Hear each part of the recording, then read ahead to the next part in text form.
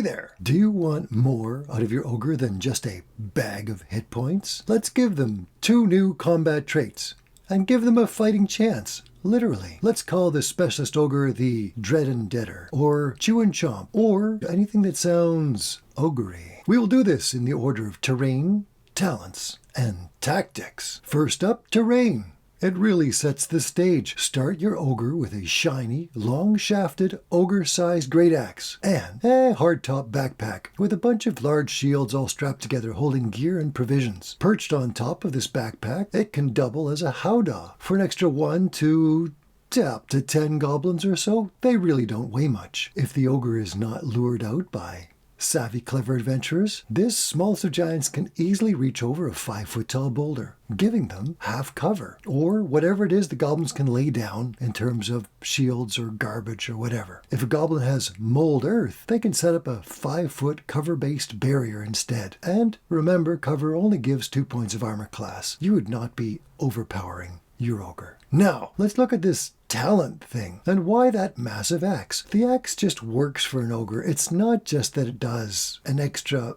bit more damage. They make a bloody mess. And thematically, that's what an ogre is really all about, isn't it? Instead of rolling for it, just give the ogre 1 natural 20 crit hit per day. Just give it to them. If you like, have this special natural 20 breath weapon thing recharge at the end of a round. At a roll of 5 or 6, players will see it coming and they can decide what to do, adding another dynamic to your combat. Why have this? Well, with no real armor and not so many hit points, most ogres go down pretty darn harmlessly. Using a giant-sized great axe damage on a critical is 4d12s plus strength, so that's 48 plus 4. That means if your monster dies, it at least gets to put 1 solid natural 20 hit out before going away forever. For a more reliable trait, let's call it the back bonk. What does the back bonk do? Whenever an ogre is hit with any melee weapon, your monster rolls a d20 using their reaction, trying to absorb counter-strike on this roll. Should this d20 hit the attacker's armor class, the ogre not only gets to hit back, but also reduces the incoming physical damage by half. You see, this uses up the ogre's reaction. As such, this back bonk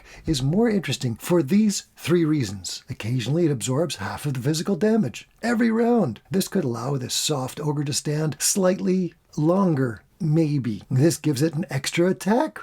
Well, probably, but only if someone hits it physically, or of course tries to run away, and it uses its reaction for that, but not both. So that means if someone chooses to use up this ogre reaction and getting themselves back bonked, your wizard gets to run away safely. Your group will now renegotiate their initiative, probably sending the group's tank to hopefully score a hit. And if not, whoever hits it first or runs away, they're up next. Added bonus, if all the melee attackers miss entirely in one round, the ogre does not get to try for this second attack, unless, as mentioned, someone runs away. I think that might have been more, maybe 4 or 5 things, but you see my point here. This adds flavor and some choice and some group dynamics for your adventuring team. For tactics, the ogre doesn't get to do that much, except for hold the ground. But what do the goblins do? They might blow a horn and call for help, or sling poison sand in the face of anyone distracted by this ogre, or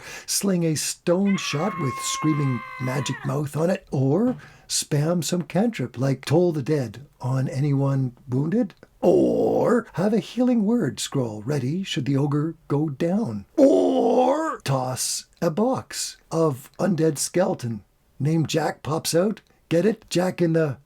Well, you're getting the idea here, I hope. These guys really just help the ogre do most of the heavy lifting. If you want this more or less fleshy glass cannon to stand a bit longer, any realistically well-paid mercenary, which most ogres are, can afford better armor than fur scraps. Don't you think? This barding may be a poncho of chainmail with extra parts. Add pot, skull, cap, elbow and knee guards, urn for a helmet, a butt-sized wine barrel, that's literally what the wine barrels are called, butt-sized, or heavily used makeshift ghetto parts of any desire. Give this motley tragic combo defensive armor value between ringmail to chainmail, or armor class between 14 to 16, -1 for dexterity bonus, of course. Dexterity bonus. Should the ogre find something 5 feet tall to stand behind, remember you can give an extra +2 shielding half cover and a dex advantage. Not that the ogres have much dexterity. Remember, for challenge rating, you're looking at somewhere between 6 or 7. And for other slap-happy ideas, you can run with flavor, fun with fights. You could enchant this ogre's ragtag armor or the axe as a common magic item. This gives it some